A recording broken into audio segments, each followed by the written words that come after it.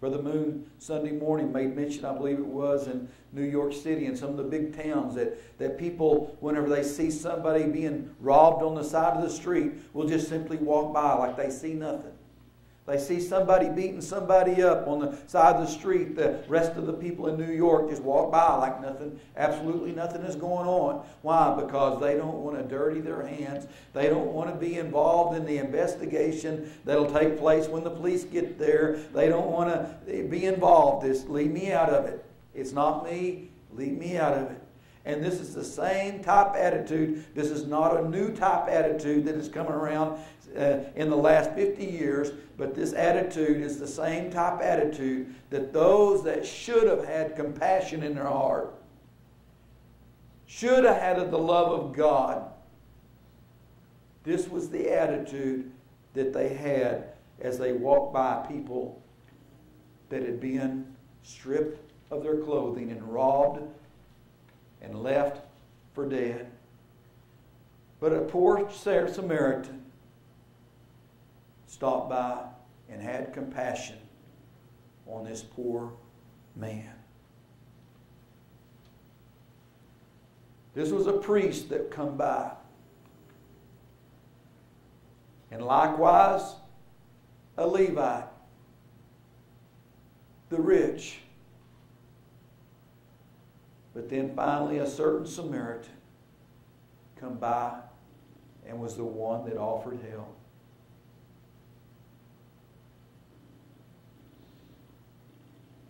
Bound up his wounds, and in the parable of Lazarus and the rich man, the dogs licked his sores. This Samaritan was considered a dog. Now I know that whenever we have always probably heard this story, well, everybody talks about dogs licking a sore and all the healing properties of a dog. And I'm sure every one of us in here tonight have heard that before. But when it talks about the dogs licked his sore, this certain Samaritan that stopped was what the Jews, the Levites, and the priests, this was a dog to them. And so as we read about the dogs licked his sores, I want you to know that there is imagery also in the fact that the dogs licked his sores, because this was the man that bound up his wounds. Now I know if you're like me, my mind set back for a minute on that. But it makes a lot more sense than we're talking about somebody's pet dog coming along and licking their sore. This is what we call letting the Bible interpret the Bible instead of our wildest imagination or simply taking it at face value. And I want you to know tonight that sometimes when we let some things come at face value, some things become really, really ridiculous. I made mention before that I've got a brother-in-law that told me one time, he said it just means what it says. If it says the dogs licked his sores, and that's what happened. And I told him, I said, but brother-in-law, I said, if you take the Bible that way, there's some passages we get into that become really, really silly.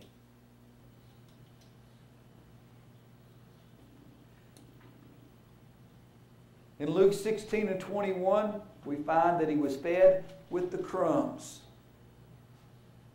This woman was a Gentile, and she said, I'm happy with simply the crumbs.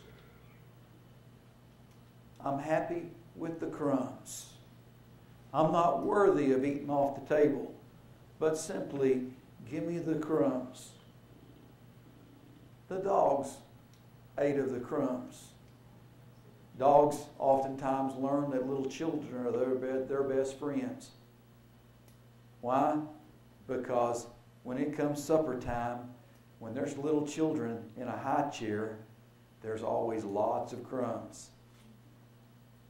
And little dogs get excited when there's lots of crumbs.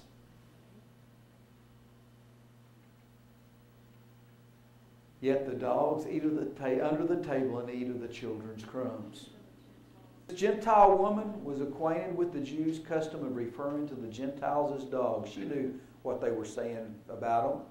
You know what? Oftentimes we know what people are really saying, what they're really thinking. A lot of times, people maybe think that they're fooling people sometimes, but they're not.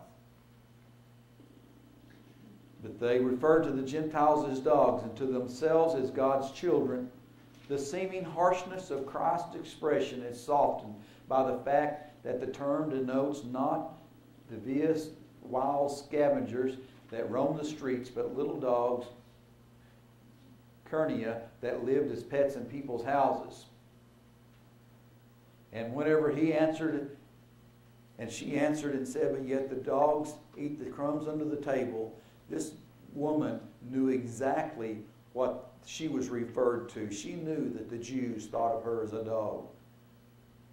She was very well aware of this, just as the Jews were also aware of what they called them. Lazarus being brought into Abraham's bosom, allegorically, represents the closeness of two people.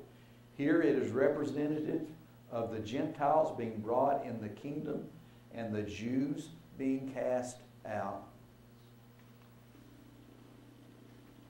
Luke 16 and 22, carried by angels into Abraham's bosom.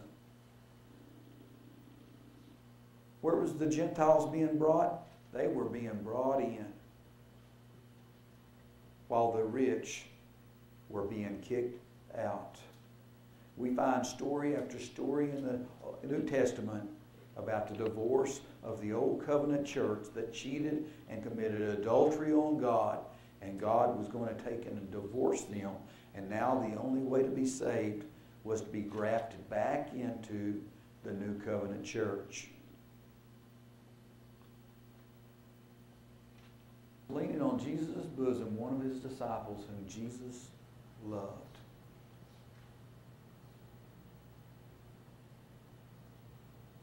Jesus' bosom, Abraham's bosom. There's a connection there.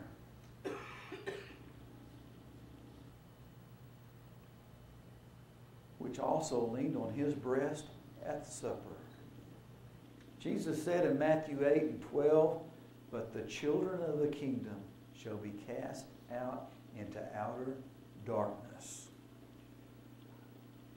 This parable of Lazarus and the rich man was nothing more than the Gentiles being brought into Abraham's bosom, while the children of Israel that rejected Jesus Christ, those that rejected Christ, were cast out.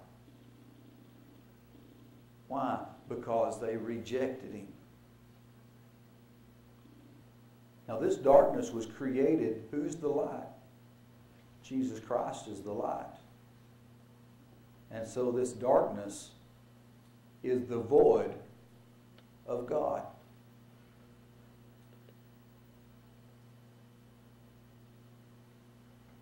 They don't do it anymore, but it used to in Carlsbad Caverns. You'd get down in there and they'd turn the lights out. That would be what you would call outer darkness, because there's not a darkness that's ever so dark as being down in that Carlsbad Caverns with absolutely no way of any light entering in whatsoever. And this can be biblical imagery also. Yeah, this is biblical imagery because God is the light. And this is spiritual darkness that's being talked about, cast into outer darkness. In other words, completely void of God and light from God. There's no God whatsoever where they've took themselves to.